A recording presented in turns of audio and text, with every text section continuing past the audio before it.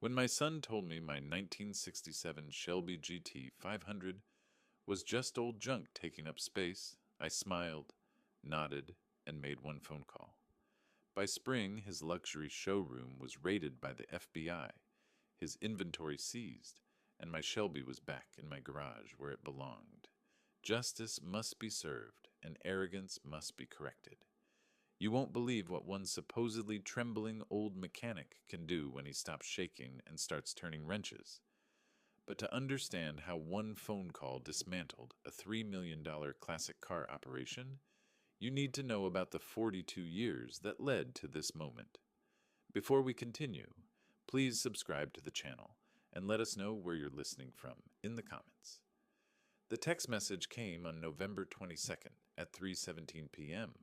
while I was under a 1955 Chevy Bel Air, replacing transmission fluid. My phone buzzed on the workbench, Jake's name lighting up the screen with a message that made my hands stop mid-wrench. Dad, showroom grand opening December 15th. Investor event, black tie, professional photos. Maybe sit this one out. We'll send pics after. Jay, maybe sit this one out. 11 words that said everything without saying anything. My son's crowning achievement. The showroom I'd funded with $580,000 from selling Helen's and my retirement dream home, and I wasn't sophisticated enough to attend. I wiped the grease from my hands on the red rag Helen had embroidered with Frank's Garage 20 years ago, back when she was still healthy enough to worry about small things like shop towels. The rag was worn thin now, like most of what remained from our life together. I'd given Jake more than money. 3 of my finest restorations sat in his showroom on consignment. The '67 Shelby GT500, 6 years of my life poured into every panel. The '55 Bel Air, Helen's favorite, the car we'd driven to the coast every anniversary, and the '70 Plymouth Barracuda, 3,000 hours of restoration documented in notebooks I still kept. Together, those cars represented $350,000 in market value. More importantly, they represented 42 years of a master mechanic's craft. Every gasket, every bearing, every piece of chrome restored to manufacturer specifications, not the close enough work I saw at other shops. But apparently I wasn't presentable enough for Jake's black tie investor crowd. I called him anyway. He answered on the 4th ring, his voice carrying that distracted tone of someone managing multiple priorities. Dad, hey, got your text? I did. Jake, why am I not invited to your grand opening? A pause. Traffic noise in the background. He was driving, probably in that Tesla Model S I'd bought him last year, financed through my home equity line because his credit was temporarily stressed. Dad, it's not about inviting you. It's about the optics. This is Morrison Elite Motors, not Morrison's Garage. His voice took on the patient tone he'd been using since business school, the one that made me feel like a child being explained something obvious. Investors are coming. BMW Portland's regional director, a collector from Silicon Valley worth $200 million. These people expect a certain presentation, and I don't present well? That's not what I'm saying. Then what are you saying, son? Another pause, longer this time. When he spoke again, the patience had worn thin. Dad, you're a great mechanic. Nobody's arguing that. But this event is about luxury automotive retail, not transmission repair. Megan's worked really hard on the branding. We can't have... He stopped himself. Can't have what? Look, you know what you know. But standing around telling stories about rebuilding carburetors isn't going to impress venture capital. These people drive $200,000 cars. They don't want to hear about how you fixed a Chevy for some kid in 1987. The Chevy. He meant Tom Bradley's first car, the beat-up '84 Silverado I'd repaired for free because Tom's single mother couldn't afford the $800 repair, and the kid needed transportation to his community college classes. Tom had gone on to Oregon State, then the FBI Academy. Last I heard, he was running the Portland field office's vehicle theft division. But Jake wouldn't know that story. He'd stopped listening to my stories around the same time he'd gotten his MBA. What does Megan think? I asked, already knowing the answer. Megan Chase, Jake's business partner and girlfriend, Yale MBA, family money from tech stock, the woman who'd convinced Jake that my kind of mechanical work was beneath the Morrison name. Megan thinks we need to focus on our target demographic, ultra-high net worth individuals, collectors who see cars as investments, not projects. Jake's voice hardened slightly. And Dad, no offense, but you still have grease under your fingernails. You wear Dickies work pants and steel-toed boots. That's not the image we're selling. I looked down at my hands. 42 years of honest work written in every callus, every scar, every permanent stain the industrial cleaner couldn't quite remove. Hands that had rebuilt engines, restored classics, taught Jake everything he knew about automotive systems before he decided that knowledge was worth less than an MBA and a showroom with track lighting. I see, I said quietly, so I'm not sophisticated enough for my own son's business. Jesus, Dad, don't make it dramatic. Come to dinner next week. We'll celebrate then. Just the three of us, somewhere low-key. But the grand opening needs to be perfect, and having you there talking about torque, specs, and original equipment manufacturer parts, it doesn't fit the narrative. The narrative being that Jake Morrison built this from nothing? I didn't say that. But that's what you're telling investors, isn't it? Self-made entrepreneur? No mention of the $580,000 loan from your father. No mention of the cars I'm letting you sell on consignment. No mention of the down payment that came from selling the house your mother and I bought in 1981. Silence. Then carefully. Dad, we have a promissory note. You'll get repaid, but right now cash flow is tight. We're reinvesting in inventory, marketing, the showroom build-out. You understand business cycles. I understand when I'm being managed. That's not fair. Neither is being told I'm too embarrassing to attend my son's grand opening. But here we are. I picked up Helen's embroidered rag, rubbed more grease from my hands. Jake, I gave you everything I had. Not because I expected gratitude, but because you're my son. But don't pretend I'm some favor you're doing by keeping me away from your success. I have to go. I'm pulling into a meeting. He hung up before I could respond. I stood in my garage, the space Helen and I had built together in 1983. Every tool organized exactly where she'd suggested. Every poster she'd picked out still hanging on the walls, and felt something cold settle in my chest. Not anger, not quite. More like the recognition you get when a bearing starts to fail. That subtle wrongness that tells you everything's about to come apart. That night, I drove past Jake's showroom. Morrison Elite Motors occupied a corner lot in the Pearl District, Portland's renovated warehouse area, where exposed brick and floor-to-ceiling glass windows signaled money and taste. The building had cost $2.1 million, according to Jake's excited call when he'd closed the lease. Most of that financed, but the down payment had come from my $580,000. Through the windows I could see my cars, the Shelby stage lit like sculpture, its candy apple red paint reflecting track lighting I'd probably paid for. The Bel Air, Helen's favorite, positioned near the entrance where its white walls and chrome would catch foot traffic. The Barracuda in the back, its plum-crazy purple finish, drawing the eye deeper into the space. Each one represented years of my life, each one tagged with prices that would make most people's mortgage payments look reasonable. $385,000 for the Shelby, $175,000 for the Bel Air, $225,000 for the Barracuda. Those were my retirement, my security, my legacy. And Jake was selling them on consignment with a 30% commission, meaning I'd see $545,000 total if they all sold. And Jake's showroom would pocket $240,000 for doing nothing except putting them under good lighting. I sat in my truck for 20 minutes, watching well-dressed people examine cars I'd restored bolt by bolt, and made a decision. I'd attend the grand opening whether Jake wanted me there or not. Not to cause trouble, just to see what I'd bought with my life savings. The next morning, I was organizing receipts in my garage office when I heard voices. The side door wasn't fully closed. I'd been airing out paint fumes from refinishing a Honda's hood, and sound carried clearly from Jake's showroom across the alley. Jake and Megan, their voices animated with excitement rather than concern about being overheard. The Stratford collection is confirmed for January, Megan was saying. 6 cars, all pre-1970. Average value $400,000.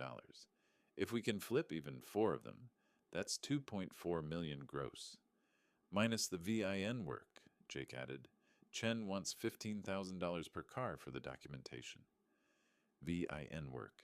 Documentation. The words hung in the cold November air, impossible to misunderstand. Worth it, Megan said. Clean titles, matching numbers, full provenance packages. Nobody questions Chen's papers. We sell them as authenticated classics, pocket-full retail instead of the wholesale we'd get with questionable history. And Dad's cars? Jake asked. The Shelby's getting interest. Guy from Seattle, serious collector, offered $350,000 cash. Take it. Ship the replica to your dad's garage. He won't know the difference. The authentic Shelby goes to Seattle. We pocket $350,000, minus the $45,000 reproduction cost. Net $305,000. My hand stopped moving. The receipt I'd been filing slipped from my fingers. He'll know, Jake said, but his voice carried doubt rather than conviction. Dad's not stupid. He'll spot a reproduction. Jake, honey, your father's 64 years old. His hands shake when he works. He's losing it, whether you want to admit it or not. By the time he figures out it's a clone, if he ever does, the real Shelby will be titled in someone else's name. What's he going to do? Sue you? His own son? I guess you're right. He's been forgetting things lately. Called me 3 times last week, asking about the same loan payment schedule. Getting old, I guess. I'd called once. Wednesday afternoon, 2:47 p.m., to confirm Jake's payment, which was 2 weeks late. Besides, Megan continued, we're doing him a favor. That money's sitting in rusty cars he'll never sell himself.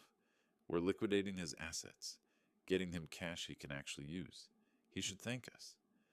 They moved away, their voices fading into Pearl District foot traffic. I stood in my garage, hands steady as they'd been for 42 years, and felt something fundamental shift. My son wasn't just excluding me from his grand opening. He was stealing my life's work and replacing it with forgeries, using my supposed decline as cover for fraud. I looked around my garage at the tools I'd collected over 4 decades, at Helen's embroidered rag, at the poster she'd bought me for our 10th anniversary, showing a perfectly restored '67 Mustang. She'd written on the back, for the man who never takes shortcuts. Love, H. Never takes shortcuts. The principle I'd built my life around, the principle I'd tried to teach Jake before business school, taught him that shortcuts with good paperwork were called optimization. I walked to my office, pulled out my phone, and scrolled through contacts I hadn't called in years. Found Tom Bradley's name, the kid whose Silverado I'd fixed for free in 1987. Updated his number from the Christmas card he'd sent last year, the one where he'd mentioned his promotion to run the Portland FBI's vehicle theft division. The phone rang twice before his voice answered, professional and warm. Frank Morrison, is that really you? Tom, I hope I'm not calling at a bad time. I need advice about something in the classic car world. For you? Anytime. You saved my life with that Silverado repair. What's going on? I looked through my garage window at Jake's showroom, at the Shelby gleaming under those expensive lights. It's about VIN fraud, stolen vehicle documentation, and what happens when someone forges authentication papers for classic cars. A pause, then his voice shifted to something more serious. That's federal jurisdiction, Frank. We've been building a case against a guy in Portland who's been doing exactly that. Chen somebody. Documents false provenances, forges, VIN plates, creates paper trails for stolen classics. You have information? I might. But Tom, it's complicated. It involves my son. Another pause. Longer. I'm listening. I spent the next hour telling him everything. The loan, the consignment cars, the conversation I'd overheard. Tom listened without interrupting, occasionally asking clarifying questions about dates and amounts. When I finished, he said quietly, "Frank, I'm sorry. That's rough. But if what you're describing is accurate, your son's looking at federal charges, wire fraud, transportation of stolen vehicles, conspiracy. We're talking prison time." I know. And you're sure about this? Because once I open a file, it follows its own momentum. I can't shut it down because he's your son. I thought about Helen, about the Bel Air we'd driven to the coast every anniversary, about how she'd always said Jake had potential, but needed to learn the value of honest work, about how she died while I was rebuilding an engine in this garage, too focused on perfection to be there when it mattered. I'm sure, I said, but Tom, I need to do this carefully. Jake can't know I'm the source. Not yet. Understood. How do you want to play it? I looked around my garage at 42 years of tools and knowledge and craft, at the workspace where I'd taught Jake to change oil when he was 8, to replace brake pads when he was 12, to rebuild a carburetor when he was 16. Before business school, before Megan, before he learned that shortcuts with good paperwork weren't really shortcuts. I want to teach him a lesson, I said, the kind of lesson that can't be learned in a classroom, the kind that requires getting your hands dirty. Tom was quiet for a moment. Then, what did you have in mind? Tom Bradley's plan was elegant in its simplicity. I'd document everything, conversations, transactions, the cars themselves, while his team built a case against the VIN forger, this Chen character who was apparently running the entire operation. When they had enough evidence, they'd move on the whole network at once. But Frank, Tom warned during our second call, this takes time. Months, maybe. Can you hold up under that kind of pressure? Pretending you don't know what your son's doing? I thought about the 42 years I'd spent rebuilding engines with precision timing. I can be patient when it matters. Over the next 3 weeks, I played the confused old mechanic perfectly. I called Jake about the loan repayment schedule, twice in one day as if I'd forgotten the first conversation. I showed up at the showroom asking about cars I'd already consigned, scratching my head like I couldn't quite remember. Each visit, Jake and Megan exchanged those knowing looks, the ones that said, "See? He's declining." But every visit, I documented. Photos of VIN plates with my phone's camera, dates and times of conversations, names of buyers who came through, license plates of suspicious vehicles parked in the back lot after hours. I compiled it all in a notebook Helen had given me years ago, unused until now, its cover reading, Frank's Projects. On December 3rd, Jake called with news about the Seattle Collector. Dad, great news about the Shelby. Guy's offering $365,000, up from $350,000. He wants it delivered before Christmas. I'm thinking we take it. That's my car, Jake. Helen loved watching me work on that car. I know, Dad, and you'll get your cut. $255,500 after my commission. That's great money. You can put it toward a nice assisted living place, somewhere with activities and other folks your age. Assisted living. He was already planning where to warehouse me. I'll think about it, I said, adding a tremor to my voice that wasn't entirely performance. Don't think too long. This guy's impatient. And Dad? You should really consider what Mom would want. Helen was practical. She'd want you safe and comfortable, not alone in that garage taking risks with your health. The mention of Helen's name in service of his con made my hands tighten on the phone. Don't tell me what your mother would want. I'm just saying she'd understand. She always worried about you working too hard, never taking care of yourself. She'd want you somewhere with support. He hung up before I could respond. I sat in Helen's chair, the one she'd kept in my office so she could do paperwork while I worked, and felt something crack in my chest. 2 days later, Megan showed up at my garage unannounced. I was under the Bel Air, genuinely replacing a fuel pump this time, when I heard heels clicking on concrete. Frank? Are you here? I slid out from under the car, wiping my hands. Megan stood in the doorway, backlit by December sun, dressed like she was heading to a business meeting. Designer suit, expensive purse, the kind of polish that announced money and education. Megan, this is unexpected. I was in the neighborhood. Thought I'd check in, see how you're doing. She stepped inside, her nose wrinkling slightly at the smell of motor oil and old metal. Jake's worried about you. Is he? He says you've been calling multiple times about the same things, forgetting conversations you had days ago. She picked up a wrench from my bench, examined it like an alien artifact, set it down. Frank, there's no shame in getting older. Helen wouldn't want you suffering alone in this garage, would she? There it was again, Helen's name weaponized. You didn't know my wife, I said carefully. No, but Jake's told me about her. How she worked those long shifts as a paralegal to support your hobby.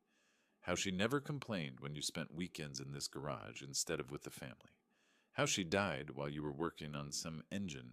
Megan's voice carried false sympathy. She sacrificed so much for your passion. Don't you think she'd want you to finally prioritize yourself? Your health? Your future? My wife supported my work because it wasn't a hobby. It was my craft, my contribution. Frank, let's be honest. You fixed cars for people who couldn't afford dealership prices. That's admirable, but it's not a contribution. It's charity. Helen spent her life working to make up the income you gave away for free. She deserved better than a husband who chose car projects over providing for his family. The words hung in the cold garage air. I set down my rag slowly, deliberately. What do you want, Megan? I want you to sign over the consignment agreements. Give Jake full ownership of the cars. It'll simplify things legally, and you'll still get your money when they sell. Plus, it means you won't have to worry about complicated paperwork with your memory issues. My memory is fine. Is it? Because Jake says you called 4 times last week about the same loan payment.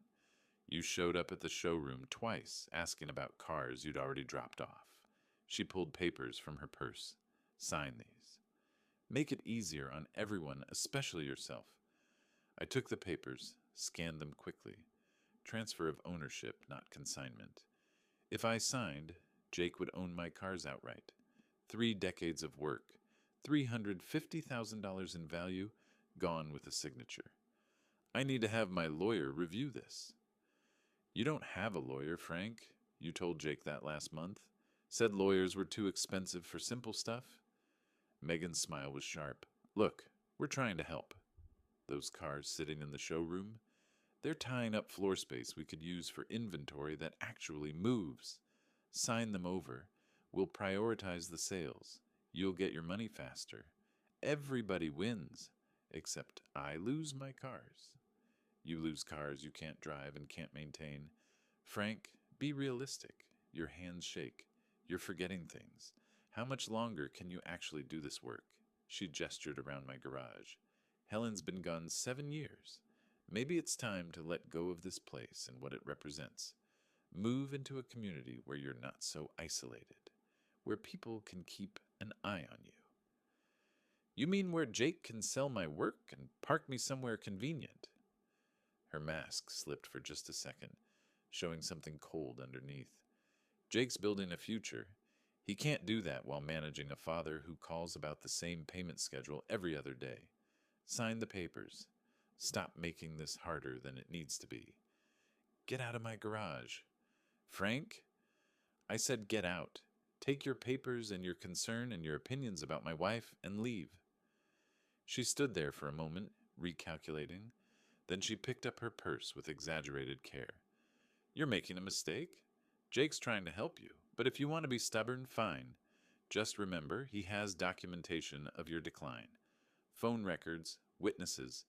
When he petitions for guardianship, which he will if you don't cooperate, you'll lose more than just the cars. You'll lose everything. After she left, I pulled out my phone and called Tom Bradley. "They're accelerating," I said, "trying to get me to sign ownership transfer papers, threatening guardianship if I don't. Guardianship's tough to prove if you're competent, but Frank, we need to move faster. The Chen investigation is almost complete. We're ready to move on the whole network, but we need solid evidence linking your son's showroom to the forgeries. Can you get inside? Document their back-end operation?" Jake changes the security codes monthly, but I still have keys to the building from when I helped with the renovation. Use them. Tonight, if possible. Photograph everything. VIN plates, documentation, anything that shows they're trafficking in fraudulent vehicles. And Frank, be careful. If they catch you, it complicates everything. That night, I waited until 2 a.m. My key still worked on the side entrance, the one Jake hadn't bothered to rekey because, "Dad, you're not going to break in. It's fine." The showroom was dark, except for security lights that made my cars look like museum pieces. I moved quickly to Jake's office, photographed files labeled Chen Documentation and Title Services, found emails discussing matching number sets and clean provenance packages, photographed spreadsheets showing acquisition costs versus selling prices. The margins only made sense if the cars weren't legitimately sourced. Then I found it, a folder labeled Morrison Consignments. Inside, photos of my Shelby next to a nearly identical vehicle. Closer inspection showed subtle differences. The reproduction had incorrect door handles, wrong alternator bracket, paint that was too perfect. The accompanying document detailed plans to switch them. I photographed everything, hands steady despite the rage building in my chest. On my way out, I stopped at the Shelby. Ran my hand along the fender I'd spent 6 months perfecting. Helen had sat in this car with me the day I finished it, both of us covered in wax and polish, her smile bright with pride. "I'll get you home," I whispered to the car. "I promise." Tom's response to the photos was immediate. "This is exactly what we need. Frank, we're moving the raid to December 15th. Jake's grand opening, maximum impact, maximum visibility. Are you okay with that timing?" I thought about Jake's text, the one telling me to skip the event because I wasn't sophisticated enough, about Megan's contempt for Helen's memory, about 3 decades of work they'd planned to steal. "Perfect timing," I said. The week before the grand opening, I played my role flawlessly. Called Jake 3 times about details I pretended to forget. Showed up at the showroom confused about which cars were mine. Let my hands shake when I held coffee cups. Every performance documented by their security cameras, building their case that I was incompetent. But every night, I met with Tom's team, providing details, identifying vehicles, explaining the operation's logistics, teaching federal agents the same precision I'd once tried to teach my son. "You know this destroys him," Tom said during our final meeting. "Federal charges, prison time, the end of his business." "Frank, are you sure?" I looked at the evidence spread across the conference table. Photos of forged documents, records of stolen vehicles, plans to defraud collectors and steal from his own father. "I'm sure. Some lessons can't be learned any other way." December 15th arrived cold and clear. Jake's grand opening was scheduled for 7 p.m., black tie, by invitation only. I wasn't invited, but I'd be there anyway, just not in the way Jake expected. The morning of December 15th arrived with freezing rain that turned Portland's streets into mirrors. I spent it in my garage, organizing tools with the kind of precise ritual Helen used to say calmed me before difficult work. Each wrench in its proper place, each socket in order by size. The kind of preparation that looked like busy work, but was really meditation. Tom Bradley called at noon with final details. The FBI raid would happen at exactly 7:45 p.m., 45 minutes into Jake's grand opening, when the showroom would be packed with investors and collectors. Maximum embarrassment, maximum legal exposure, maximum impact. His team had coordinated with the Portland police, the Oregon DMV investigators, and the U.S. Attorney's Office. This wasn't a small operation. They were bringing down an entire vehicle fraud network. He asked one final time if I was certain. I looked around my garage at 42 years of honest work and told him yes. At 6:30 p.m., Jake and Megan showed up at my door. I'd expected a final confrontation, but not this early, not with such obvious urgency. Jake's face was flushed, his expensive suit rumpled like he'd been wearing it for days. Megan stood behind him, her usual polish cracked around the edges.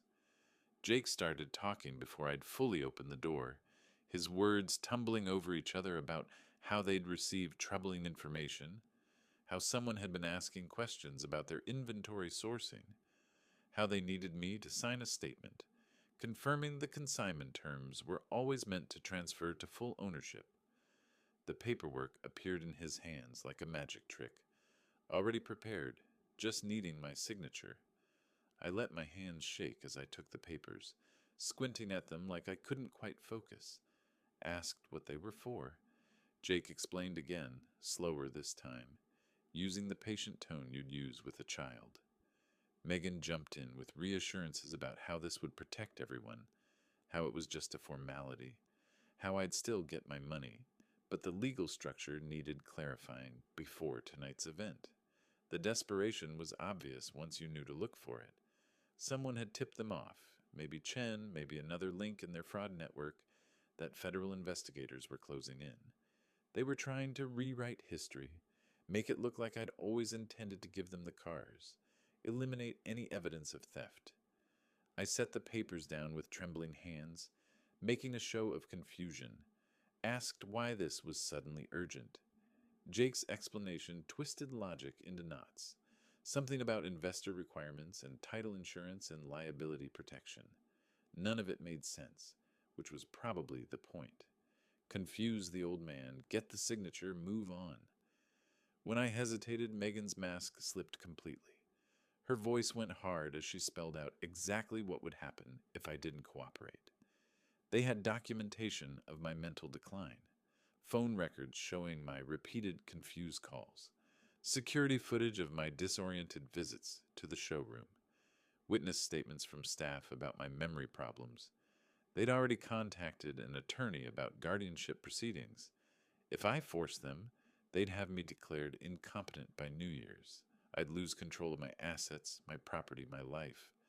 I performed the perfect breakdown, let my shoulders slump, let my voice crack, asked if I really was losing my mind, if they were right about my decline. The act was so convincing that for a moment I saw guilt flash across Jake's face, but Megan squeezed his arm and the moment passed. They left 20 minutes later with unsigned papers and barely concealed frustration. I watched them drive away, then called Tom with an update. He laughed grimly, said the guardianship threat was textbook fraud, pressure the victim into compliance by questioning their competence. It would look very bad for them in court. At 7 p.m., I dressed in my good clothes, the suit I'd worn to Helen's funeral, navy blue and simple. I debated going to the grand opening, but Tom had convinced me it was safer to watch from a distance. The FBI couldn't guarantee my safety once the raid started, and Jake's reaction to seeing me might complicate things. But I drove to the Pearl District anyway, parked down the block where I could see the showroom entrance, watched Portland's elite arrive in their expensive cars, dressed in their expensive clothes, entering the space my money had built to buy vehicles my son was stealing. The showroom blazed with light. Through the windows I could see my Shelby positioned center stage, its candy apple red paint glowing under professional lighting. Jake stood near it, gesturing animatedly to a group of suited men who nodded with the kind of attention that money commands. Megan worked the room like a conductor, directing conversations, making introductions, building the network that would supposedly make Morrison Elite Motors the premier luxury automotive dealer in the Pacific Northwest. It looked successful. It looked legitimate. It looked exactly like what Jake had always wanted. Respect without the grease, status without the labor, my reputation laundered through his business degree. At 7:43 p.m., I saw the first black SUV pull up, then another, then four more, all unmarked but obviously federal. Agents emerged in tactical gear, moving with practiced efficiency toward every entrance. Tom Bradley led the group approaching the main door, his face set with professional determination. They entered at exactly 7:45 p.m. Through the showroom windows, I watched the scene unfold like a silent film. Jake's face going from confident to confused to horrified. Megan backing away from an agent who was already reading something from a paper, probably a warrant. Investors pulling out phones, recording everything. One woman in an evening gown literally running for the exit, her heels clicking panic across polished concrete. Agents spread through the showroom with methodical precision. I watched them photograph my cars, examine VIN plates, tag vehicles as evidence. Watched Jake gesture frantically, probably explaining this was all a mistake, a misunderstanding, something that could be cleared up with a phone call to his attorney. Then I saw Tom approach Jake directly. Saw him show identification, say something that made Jake's remaining color drain completely. Saw Megan try to leave and get blocked by two agents. Saw Jake look around the room like he was searching for an escape route that didn't exist. The raid lasted 90 minutes. They removed computers, files, documentation, tagged 16 vehicles as evidence, including all three of mine. Led Jake and Megan out in handcuffs at 9:17 p.m., both of them photographed by what looked like half of Portland's media. The investors had scattered by then, but plenty of gawkers remained, phones out, recording everything for social media. I sat in my truck watching it all, feeling none of the triumph I'd expected, just hollow certainty that some lessons required complete destruction to teach. Tom called at 10:08 p.m., his voice exhausted but satisfied. They'd found everything: forged VIN plates, false documentation, evidence of at least 40 stolen or fraudulently titled vehicles. Chen had been arrested simultaneously in Seattle. The network was finished. Jake and Megan were being processed on federal charges: wire fraud, transportation of stolen vehicles, conspiracy, money laundering. They were looking at significant prison time. He asked if I wanted to come identify my vehicles officially. I drove to the federal impound lot, showed my documentation, confirmed which cars were genuinely mine. The Shelby looked exactly as I'd left it months ago, before Jake had moved it to his showroom. No reproduction, no switch. They hadn't had time to execute that part of their plan. Tom said I could reclaim all three vehicles once the investigation concluded, probably in 6 to 8 months. I stood in that cold impound lot, surrounded by evidence of my son's crimes, and realized I'd just destroyed everything Jake had worked for. His business, his reputation, his freedom, all gone because I'd made one phone call.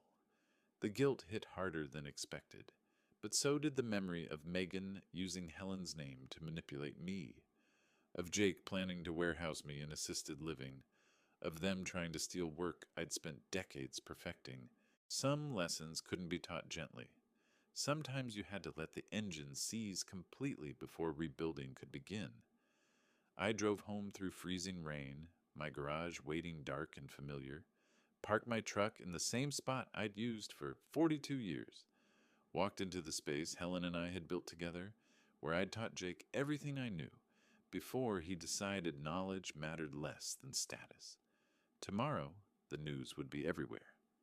Portland luxury car dealer arrested in multi-million-dollar fraud scheme. Jake's face on every channel, my cars identified as part of the stolen inventory, the whole story exposed. But tonight, I just sat in Helen's chair and let myself feel the weight of what I'd done. Chosen stranger's justice over my son's freedom.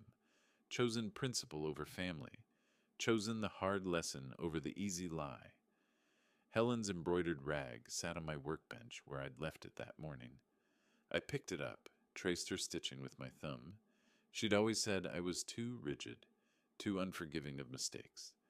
That perfection was the enemy of good enough, and sometimes you had to accept flawed work if it came from honest effort. But Jake's work hadn't been honest. It had been theft dressed up in showroom lighting and business plans, and sometimes the only way to teach integrity was to let someone learn what happens when they choose convenience over character.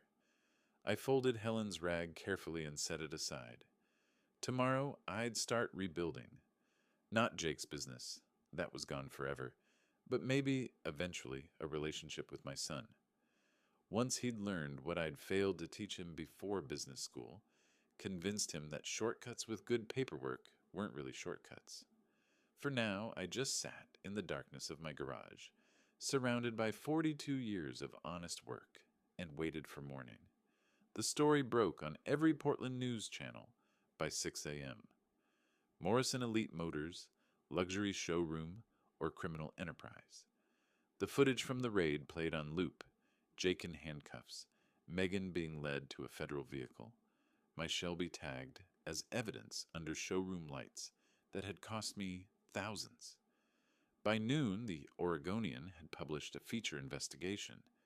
They'd interviewed the Seattle collector who'd almost bought my Shelby, now horrified to learn it was part of a fraud scheme. They'd found 3 other victims who'd purchased vehicles from Jake's showroom, only to discover later the titles were forged, the VN plates tampered with, the provenance documentation completely fabricated. The article mentioned me in passing as one of the fraud victims, a retired mechanic whose restored classics had been consigned to his son's showroom, vehicles Jake had allegedly planned to steal and replace with reproductions.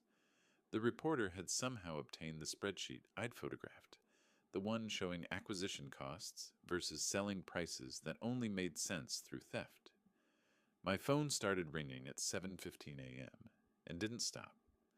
Former customers wanting to know if their vehicles were safe, reporters requesting interviews, classic car clubs expressing outrage, but I ignored them all except one call, from Jake's attorney, requesting I come to the county jail for a visit. I drove downtown 3 days after the arrest, still unsure what I'd say when I saw him. The visiting room smelled of industrial cleaner and desperation. Jake appeared in an orange jumpsuit that hung loose on his frame, his face gray with exhaustion and shame. We sat across from each other with a scratched plexiglass barrier between us, phones connecting our voices. He spoke first, his words tumbling out in a confession I hadn't expected. How it had started small, one forged title to move a car that had unclear provenance. How Megan had convinced him it was just paperwork, optimization, that every dealer did it. How Chen's operation made it so easy, so profitable that stopping seemed impossible. The debt from the showroom had been crushing, and the legitimate classic car market moved too slowly. They'd needed quick cash flow, and fraud provided it. Then he got to the part about my cars, how they'd planned to switch the Shelby with a reproduction, sell the real one to Seattle, pocket the difference, how they'd justified it by convincing themselves I was declining anyway, that I'd never notice, that they were actually helping me by liquidating assets I couldn't properly maintain. I listened without interrupting, watching my son systematically dismantle every excuse he'd built over the past year. When he finished, he asked the question I'd been waiting for, whether I'd reported him to the FBI. I told him the truth, about overhearing the conversation in the alley, about Tom Bradley, the kid whose Silverado I'd fixed for free in 1987, about spending weeks documenting everything before the raid, about choosing to protect future victims instead of protecting my son. Jake's face went through several emotions: shock, betrayal, anger, then finally something that looked like understanding. He said he'd been wrong about everything. Wrong about me declining, wrong about the fraud being victimless, wrong about thinking shortcuts with good paperwork weren't real shortcuts. His voice cracked when he admitted that Helen would be ashamed of what he'd become. I agreed that she would be, but I also told him she'd have wanted him to learn from this, to rebuild himself the right way instead of taking more shortcuts. He had a long road ahead. Federal charges meant serious prison time, probably 5 to 8 years with cooperation, but after that, if he chose to, he could become someone worth respecting again. We sat in silence for a moment. Then Jake asked about the cars. I told him all three were in federal impound, safe and accounted for. He nodded, looking relieved despite everything else. Said he was glad I'd get them back, that they deserved to be with someone who'd actually preserved their integrity. The visit ended with Jake's attorney cutting in to discuss legal strategy.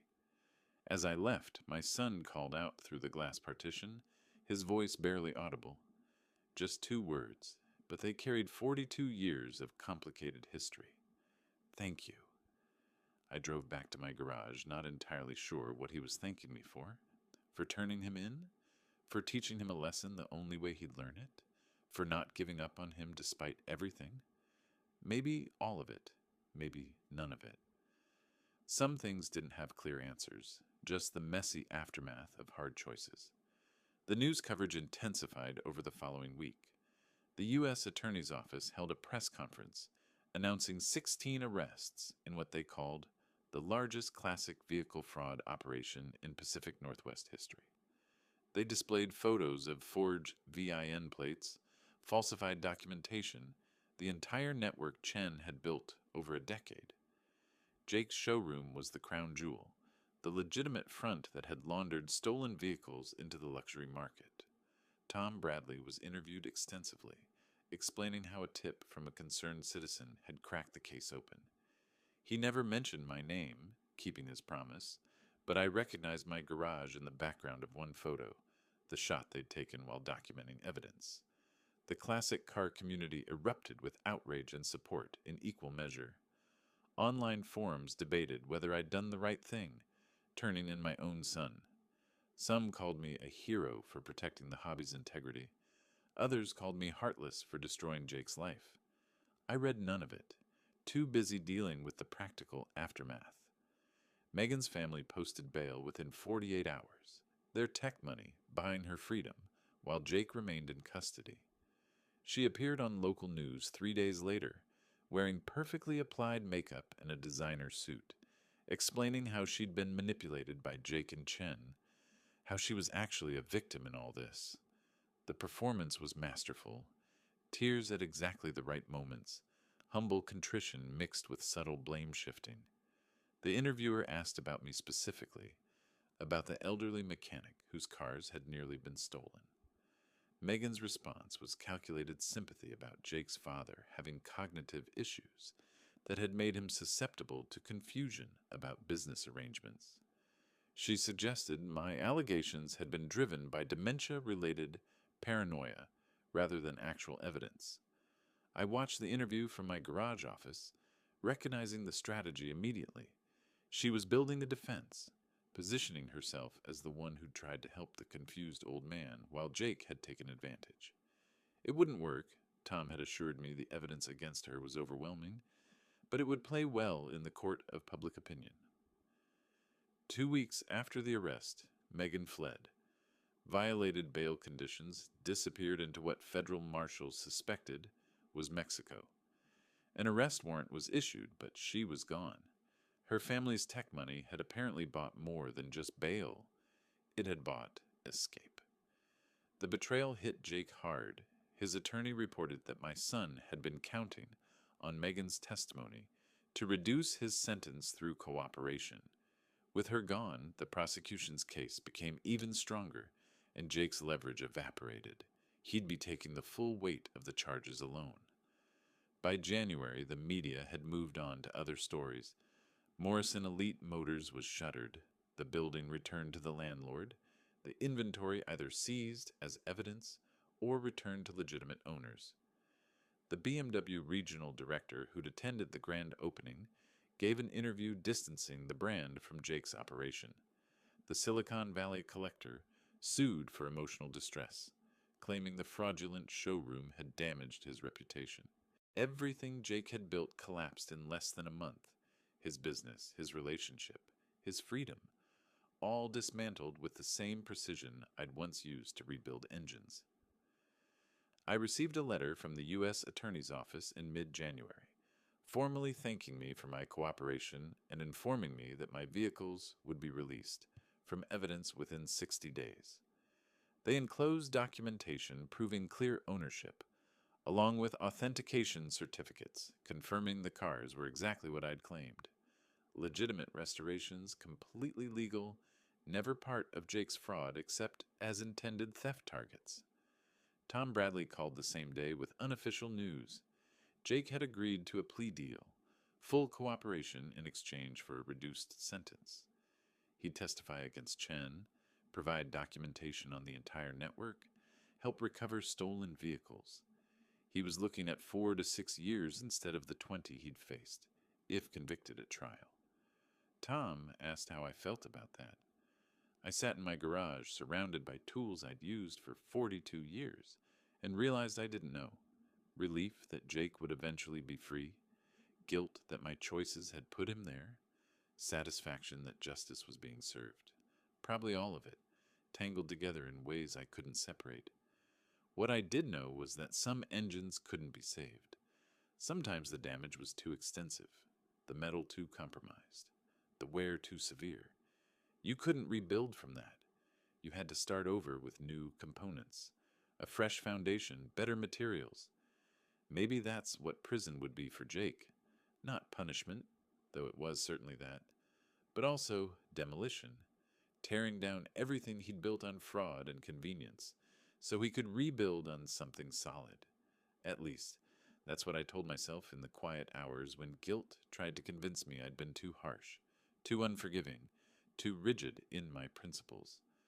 Helen's voice in my memory reminded me that sometimes love meant letting people face consequences, that protecting someone from their mistakes didn't teach them anything except that mistakes could be avoided with the right connections. I picked up her embroidered rag, traced her stitching one more time, and made peace with my choices.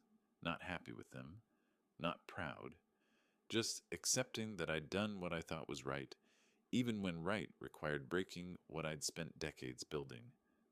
Tomorrow, I'd start the paperwork to reclaim my cars. Next week, I begin planning what came after. But tonight, I just sat in my garage and let myself grieve for the son I'd raised and the man he'd need to become to deserve a second chance.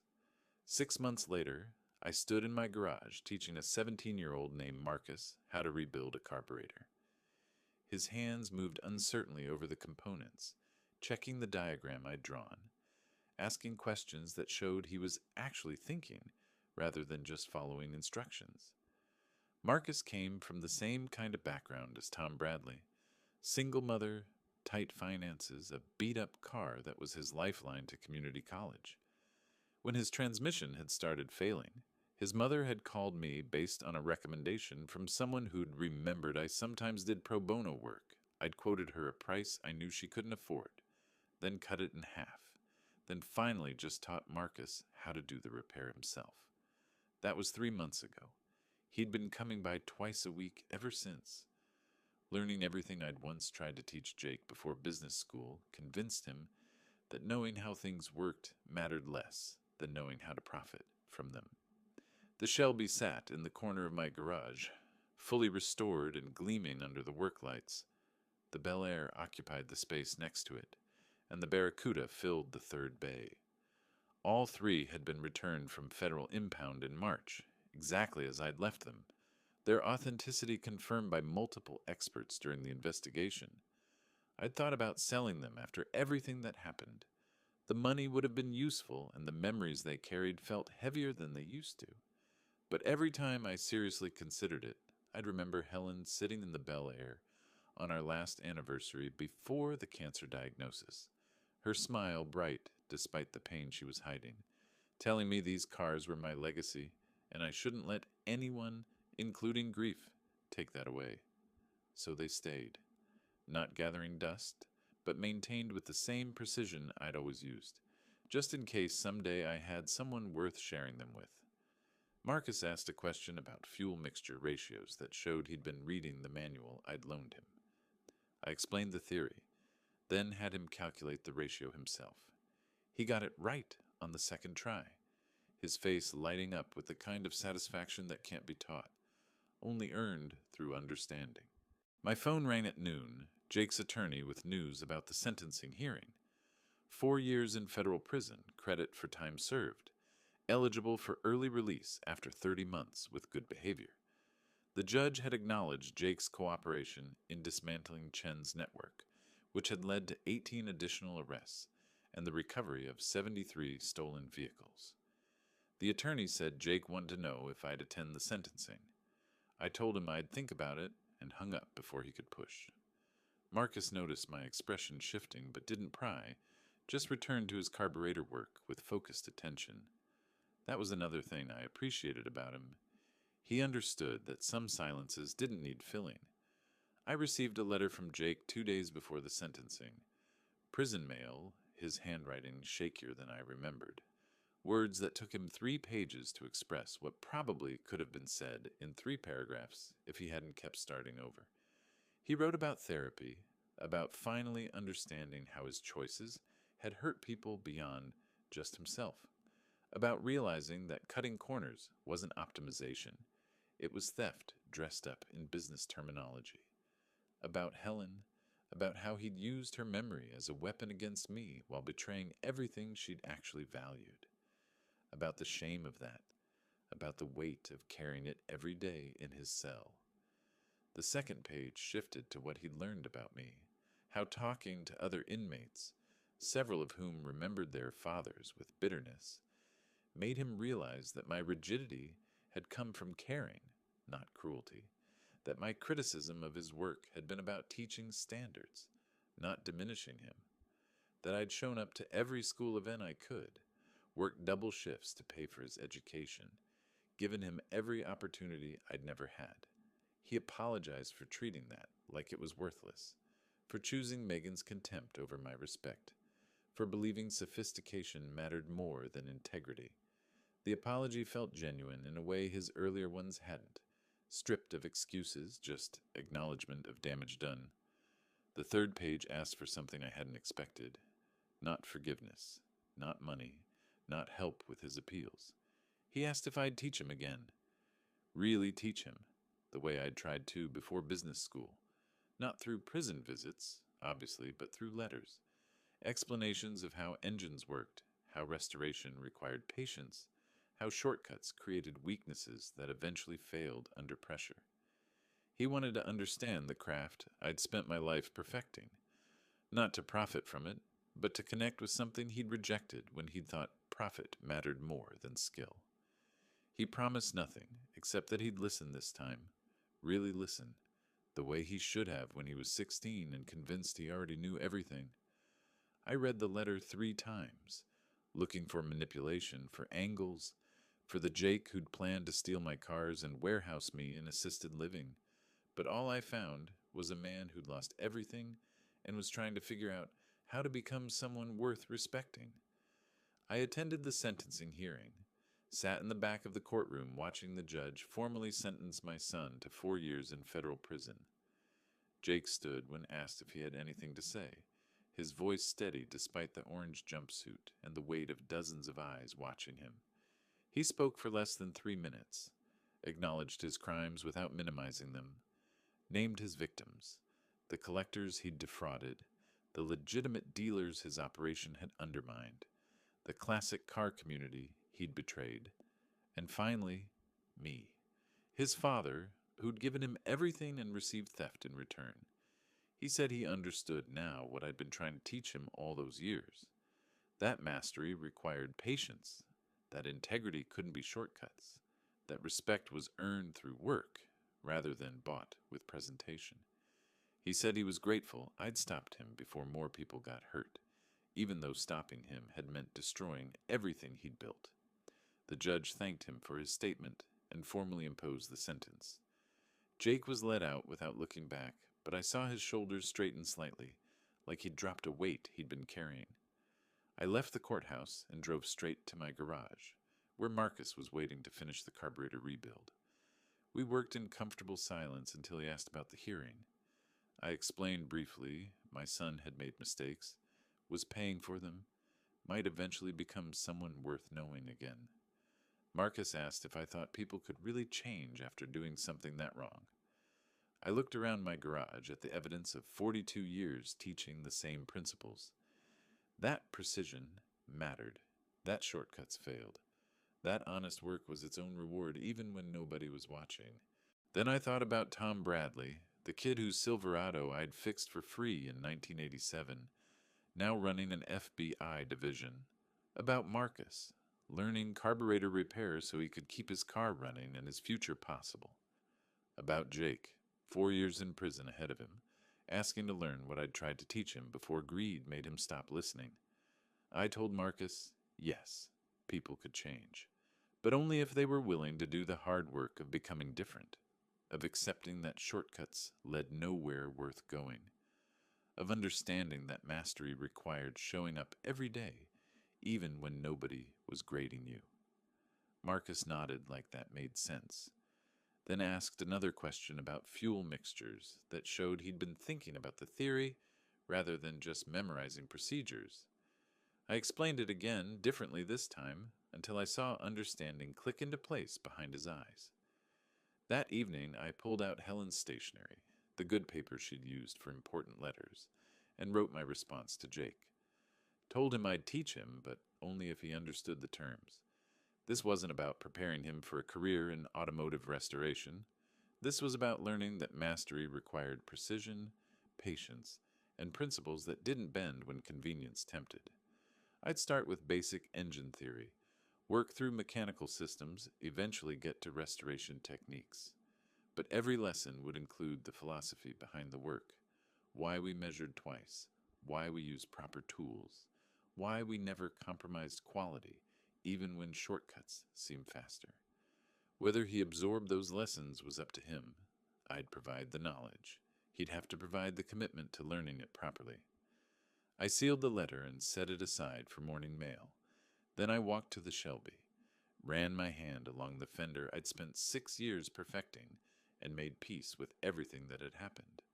The fraud, the arrest, the choice to protect strangers instead of my son, the long rebuilding ahead. Some restorations took years. Some required stripping everything down to bare metal and starting over with better materials. Some never quite returned to showroom perfect, but could still run reliably if you maintained them properly.